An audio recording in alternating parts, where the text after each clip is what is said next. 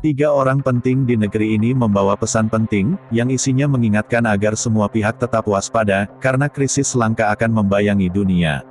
Ekonomi dunia diyakini akan mengalami resesi tahun depan. Presiden Joko Widodo, Menteri Keuangan Sri Mulyani, dan Menko Maritim dan Investasi Luhut Binsar Panjaitan, mengemukakan bahaya resesi tersebut. Resesi ekonomi menjadi hantu menyeramkan bagi seluruh negara di dunia, termasuk Indonesia. Melihat laporan perkembangan ekonomi global yang mengkhawatirkan, semakin sadar bahwa jurang krisis dan resesi ada di depan mata. Lantas, apa yang terjadi kepada warga Indonesia jika resesi benar-benar terjadi? Ekspor Indonesia akan terguncang karena pasar dunia yang lesu.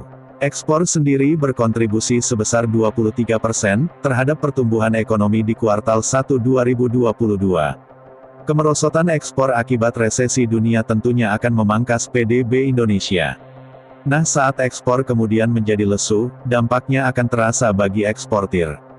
Permintaan yang sepi akan mempengaruhi pendapatan perusahaan.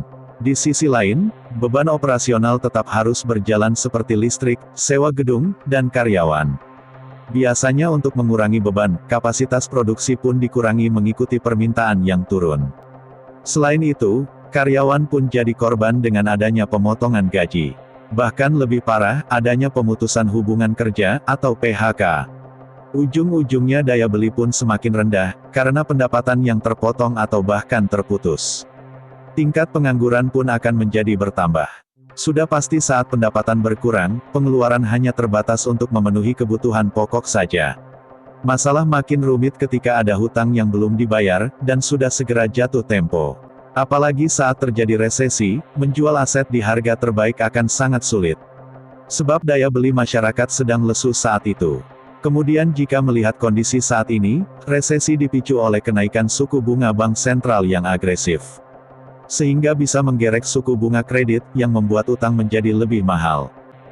Jadi daya beli masyarakat akan terpukul karena pendapatan yang berkurang, ini berisiko meningkatkan angka kemiskinan.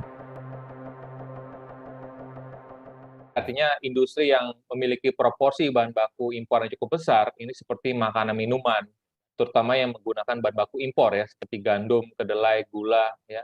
Lalu juga ada industri ataupun produk elektronik dan barang-barang elektrik, ya.